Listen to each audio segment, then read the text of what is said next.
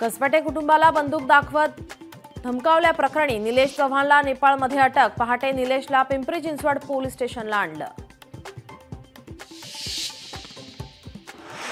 म्हाळुंगे पोलिसांचा शशांक आणि लता हगवणेचा ताबा मिळवण्यासाठी पुणे सत्र न्यायालयात अर्ज।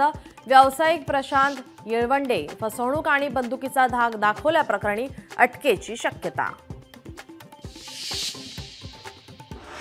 वैष्णवी हगवणे आत्महत्या प्रकरण जालिंदर सुपेकरांना मोठा धक्का। आयजी जालिंदर सुपेकरांची होमगार्ड विभागात बदली। मुख्यमंत्र्यांच्या सूचक वक्तव्यानंतर बदली। आज अहिल्यादेवी होळकर यांची 320वी जयंतीनिमित्त अहिल्यादेवींचे जन्मस्थान चौंडीसह संपूर्ण राज्यात विविध कार्यक्रमांचं आयोजन।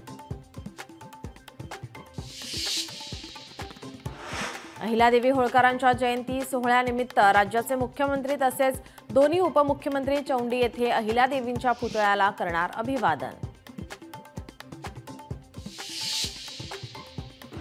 महाराष्ट्र आणि परराज्यात 35 गुन्हे दाखल असलेल्या आणि 7 वर्षांपासून फरार खुर्शीद उर्फ शेरा या अट्टल गुन्हेगाराला अटक। नाशिक ग्रामीण पोलिसांची कारवाई।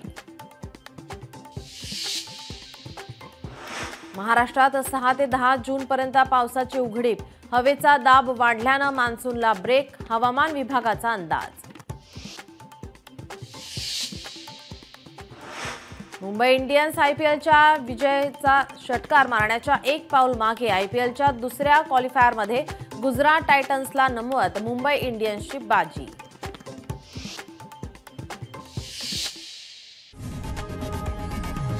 लोकशाही मराठी ऐका, पहा, जागरूक रहा।